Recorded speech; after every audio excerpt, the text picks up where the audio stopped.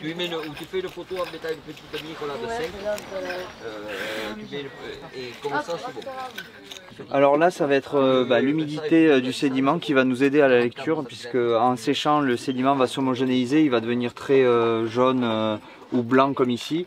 Et en fait, en humidifiant un peu le site ou avec l'humidité le matin, ça permet d'avoir une meilleure visibilité du sédiment et un meilleur toucher à la truelle également.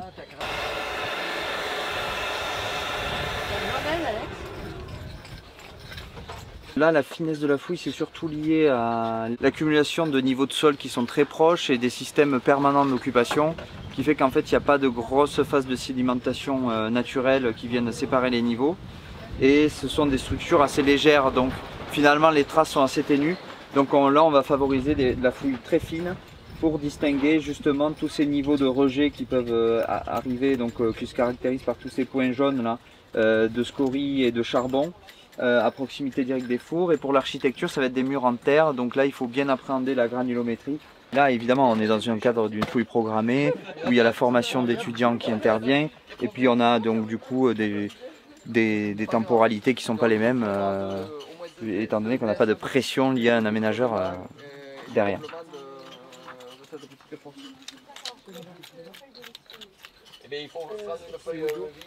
On aime dire en archéologie qu'on fouille les pages d'un livre mais en terre quoi.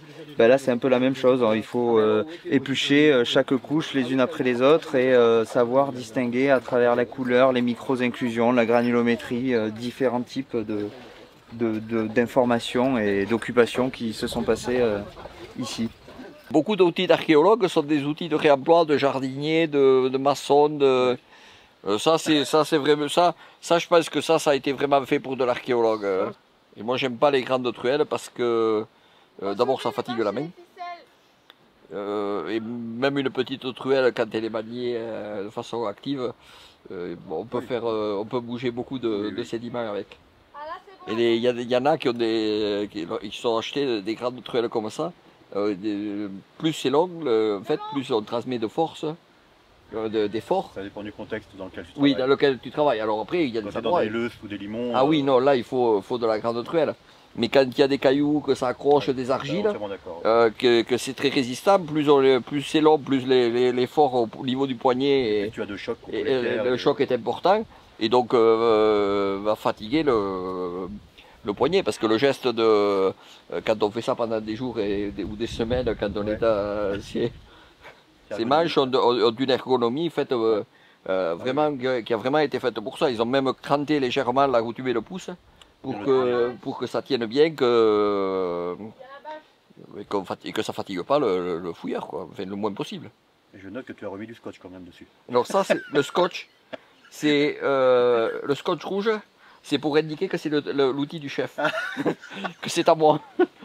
Parce que sinon, on me les pique. Ouais, il se passe quand même un truc avec le scotch avec toi. Hein. Comme j'ai à disposition, ça c'est un marqueur, c'est rien d'autre. D'accord. Et mes spatules aussi, d'ailleurs ils me les ont piquées. Mais je vais les retrouver. Tu peux les retrouver facilement, ouais. C'est pas le geste, c'est plus le but du geste en fait qu'on apprend aux étudiants qui viennent ici. La plupart ont très peu d'expérience sur le terrain.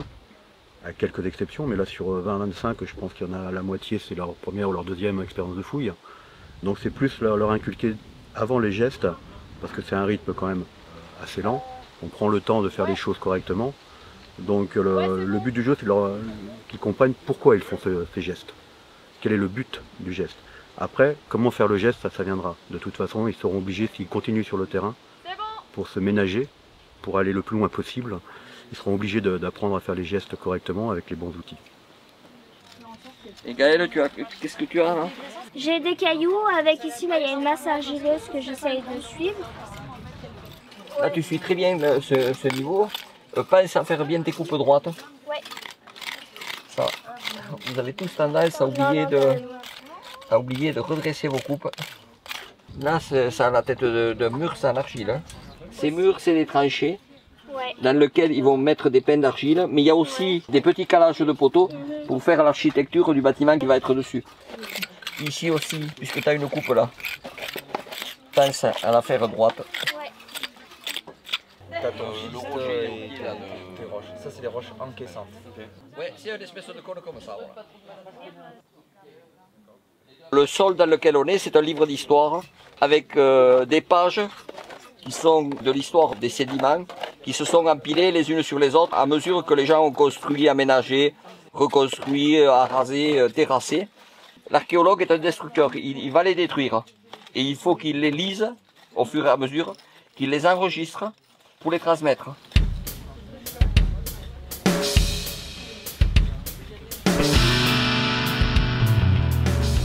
La formation des jeunes, c'est aussi apprendre à lire les couches qu'ils voient dans le sol, apprendre à les enregistrer pour les retranscrire sur des documents papier, informatiques, afin que l'histoire du site soit compréhensible par les générations futures, par les gens qui vont s'y intéresser, et puis par les scientifiques qui vont aussi avoir accès à ces documents comme des références de ce qu'on connaît, et qui vont, eux, compléter ces connaissances par des nouvelles choses qu'ils vont trouver ailleurs, ou différentes, ou des méthodes nouvelles aussi d'analyse qui, de temps en temps, permettent de compléter les connaissances avec des moyens qu'on n'avait pas à un moment donné.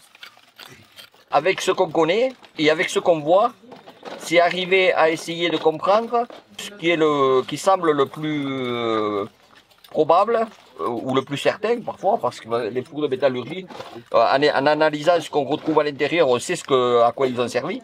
On ne sait pas forcément tout à fait comment ils ont fonctionné, par exemple pour la ventilation, mais on sait ce qu'ils ont transformé. On connaissait depuis longtemps les mobiliers métalliques qui ont été produits à ces périodes-là. Ils ont été trouvés dans les tombes régionales et au-delà. Les minerais qui ont servi à faire ces mobiliers métalliques étaient aussi connus parce qu'on avait trouvé sur des mines des vestiges d'extraction du minerai. Mais on n'avait pas dans la région les ateliers où ils transformaient ce minerai en métal. Ici on est environ entre 2900 et 2500 ans avant Jésus-Christ. Et donc le site d'ici est exceptionnel parce que on a les ateliers et qu'on a des ateliers sur une très longue période. On sait que de façon ininterrompue, ils ont transformé ici du minerai en métal.